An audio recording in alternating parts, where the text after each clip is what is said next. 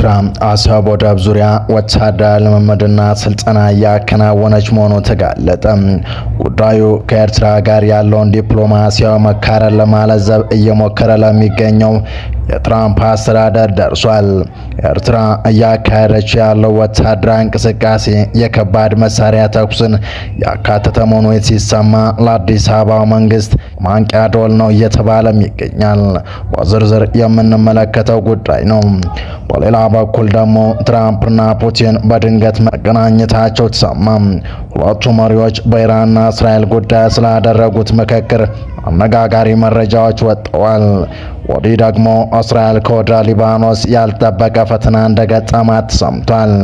የኢራን ቀኝ እጅ የሆነው የሊባኖስ ታጣቂ ቡድን ሄዝቦላ ያሰማራቸው አደገኛ ድሮኖች እስራኤልን አላስቆም አላስተኛ ማለታቸው እያነጋገረ ነው። ለመሆኑ እነዚህ እስራኤልን የፈተኑ ድሮኖች ምንድናቸው? እንዴት ነው የሚሰሩት? መረጃውን በዝርዝር እናደርሳችኋለን። ሰላም ጤና ይስጥልን ውድ ፋስት ዴይሊ ተከታታዮች፣ የዚህ ቻናል ቤተሰብ ካልሆናችሁ ቻናሉን ሰብስክራይብ እያደረጋችሁ ቤተሰብ ሆኖ እያለን ቻናሉ ቤተሰብ ከሆናችሁ ደግሞ ተደራሽነታችንን ታሰፉ ዘንድ ፕሮግራሙን ላይክ እና ሼር እንድታደርጉ እየጋበዝን ወደ ዝርዝር መረጃዎቹ ተሻገርን። እስከ ፍጻሜው አብራችሁን ቆዩ። ኤርትራ አሰብ ወደብና አካባቢው ላይ በሚገኘው ለኢትዮጵያ ድንበር ቅርበት ባለው የቀይ ባህር ዳርቻ ወታደራዊ እንቅስቃሴዎችን ማጠናክሯ የተሰማ ሲሆን የወታደራዊ እንቅስቃሴም የከባድ መሳሪያ ተኩስና የጎረቤት ሀገራት ወታደሮችን ማሰልጠን ጨምሮ ከፍተኛ የጦርነት ዝግጅት እንደሆነም ነው የተገለጸው። የሻዕቢያን ወታደራዊ እንቅስቃሴ አስመልክቶ መረጃውን ለአሜሪካ መንግስት ያጋለጠው ቀይ ባህር አፋር ዲሞክራሲያዊ ድርጅት ለፕሬዝዳንት ትራምፕ አማካሪ በላከው ጥብቅ መረጃ አሜሪካ ከአስመራው አገዛዝ ጋር የጀመረችው ዲፕሎማሲያዊ መለሳለስ ኤርትራውያንን ብቻ ሳይሆን የቀጠናውን ሀገራት ህዝቦችና የቀይ ባህር ደህንነት ጭምር አደጋ ላይ የሚጥል እንደሆነም ነው ማስጠንቀቁን ከደብዳቤው መረዳት ተችሏል። የኤርትራ መንግስት በቀይ ባህር ጠረፍ በተለይም በአሰብ አካባቢ በሚደረገው ወታደራዊ እንቅስቃሴ ምክንያት የአካባቢ ነዋሪ በሆነው የአፋር ህዝብ እንቅስቃሴ ገደብ እንደተደረገበትና የአሳ ማስገር ስራው ጭምር እንደተስተጓጎለበት የቀይ ባህር አፋር ዲሞክራሲያዊ ድርጅት አስታወቀ። ድንከልያ በተባለ የቀይ ባህር ጠረፍ ግዛት በአፋር ተወላጆች ላይ የሰብአዊ መብት ረገጣ ተባብሶ መቀጠሉን አስታውቋል። የጎረቤት ሀገር አማጽያንም በአሰብ አካባቢ ስልጠና እየወሰዱ መሆኑም የገለጸው የቀይ ባህር አፋር ዲሞክራሲያዊ ድርጅት ትናንት ሚያዝያ 21 2018 ዓ.ም በአሜሪካው ፕሬዝዳንት ዶናልድ ትራምፕ ከፍተኛ አማካሪ አምባሳደር ማሳድ ቦሎስ በጻፈው ግልጽ ደብዳቤ አሜሪካ ከኤርትራ ጋር ግንኙነት ልታሻሽል ነው በሚል የወጣው መረጃ እንዳሳሰበው አመላክቷል። በቀይ ባህር ግዛት በአፋር ተወላጆች ላይ ከኤርትራ ነጻነት ጨምሮ ሲፈጸም የቆየው የሰብአዊ መብት ረገጣ አሁንም መቀጠሉን በመግለጫው ዘርዝሯል። የአፋር ህዝብ ሆን ተብሎ የፖለቲካ መገለል፣ የኢኮኖሚ መገፋትና ማህበራዊ በደል ተጭኖባት መቆየቱን አመላክቷል። በሰሜን በመካከለኛውና በደቡብ የደንከልያ አካባቢ በሚገኙ የአፋር ቦታዎች ህገወጥ እስራት፣ ማሰቃየት፣ ግድያና አስገድዶ መሰወርን ጨምሮ የተለያዩ የሰብአዊ መብት ረገጣ ሲፈጸሙ መቆየታቸው የጠቀሰው ድርጅቱ የአፋር ህዝብ አካባቢ ባለው ልማት እንዳይጠቀም መሬቱ ለሌላ አካል ተላልፎ እየተሰጠ እንደሆነም ተገልጿል።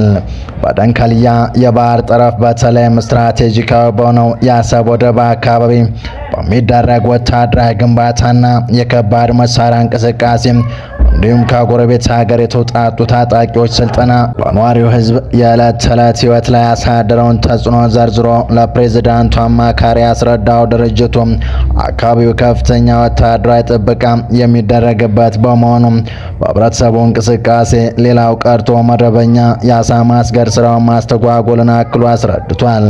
የቀይ ባህር አፋር ዲሞክራሲያዊ ድርጅት በአጠቃላይ በቀይ ባህር አፋር ህዝብ ላይ ይደርሳል ያለውን የሰብአዊ መብት ረገጣ ከዘረዘረ በኋላ የትራምፕ አስተዳደር ከዚህ መንግስት ጋር ያለውን ግንኙነት ለማድረስ መነሳቱ ያሳስበናል ያለ ሲሆን የትኛውም ግንኙነት ሰብአዊ መብትና የአካባቢውን ሰላም ታሳቢ ያደረገ ይሁን ሲልም በዋሽንግተንና አስመራ መካከል ከሰሞኑ የተጀመረው አዲስ ድርድር እንዲሰረዝ ጥሪ አቅርቧል።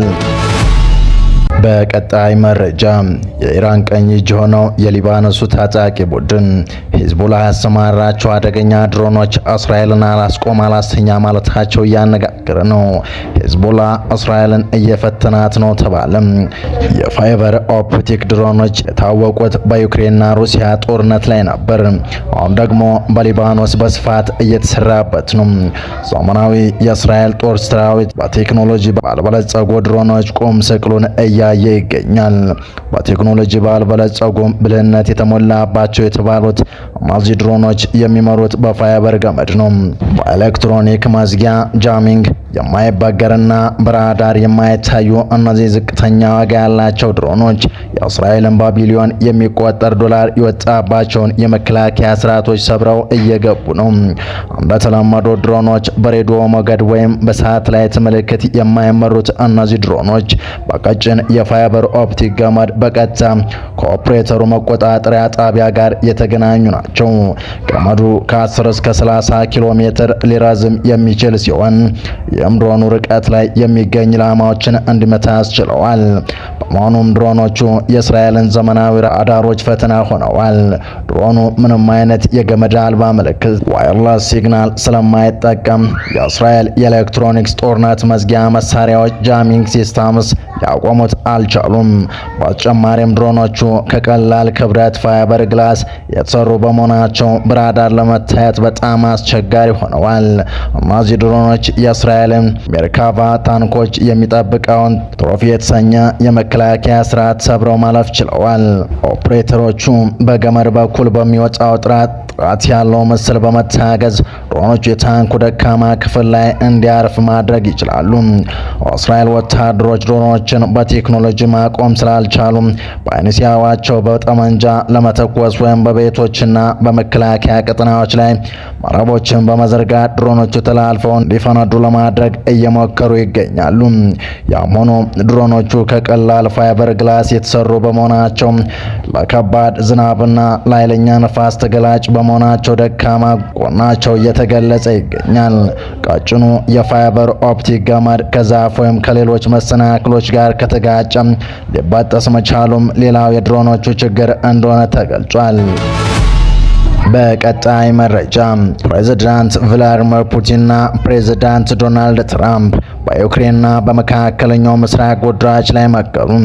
የሩሲያ ፕሬዝዳንት ቭላዲሚር ፑቲንና የአሜሪካ ፕሬዝዳንት ዶናልድ ትራምፕ ለ90 ደቂቃ የቆየ የስልክ ውይይት ማድረጋቸው ተገልጿል። ሁለቱ መሪዎች በመካከለኛው ምስራቅና በፋርስ ባህረ ሰላጤ ስላለው ውጥረት በሰፊው የመከሩ ሲሆን ፑቲን ትራምፕ ከኢራን ጋር ያለውን የተኩስ አቁም ለማራዘም የወሰኑት ውሳኔ እንደሚደግፉ አስታውቀዋል። ሆኖም በቴህራን ላይ የሚደረግ ወታደራዊ እርምጃ ለዓለም አቀፍ ማህበረሰብ አስከፊ መዘዝ እንዳለው በመግለጽ ሞስኮ ለችግሩ መፍትሄ ለመስጠት ዝግጁ መሆኗን ገልጸዋል። ስለ ዩክሬን ጉዳይ በሰፊው የመከሩት ሁለቱ መሪዎች ጦርነቱን ለማቆም በሚቻልባቸው መንገዶች ላይ ተመሳሳይ ግምገማዎችን ያንጸባረቁ ሲሆን ፕሬዝዳንት ፑቲን በመጪው የድል ቀን በዓል ምክንያት ጊዜያዊ የተኩስ አቁም ሊያደርግ ሀሳብ አቅርበዋል። ዶናልድ ትራምፕ ይህንን ጅምር በመደገፍ በዓሉ በናዚዝም ላይ የተገኘውን የጋራ ድል የሚያስታውስ መሆኑን በመግለጽ አዎንታዊ ምላሽ ሰጥተዋል። ከውይይቱ በኋላ ትራምፕ ለጋዜጠኞች በሰጡት መግለጫ ከፑቲን ጋር በጣም ጥሩ ውይይት ማድረጋቸውና በአንጻራዊ ሁኔታ በፍጥነት መፍትሄ ላይ እንደሚደርስ ተስፋቸውን ገልጸዋል። በዚህ ውይይት ላይ ፕሬዝዳንት ፑቲን በዶናልድ ትራምፕ ላይ የተሰነዘረውን የግድያ ሙከራ በጥብቅ በማውገዝ ማንኛውም አይነት ፖለቲካዊ ጥቃት ተቀባይነት የሌለው መሆኑን ገልጸዋል።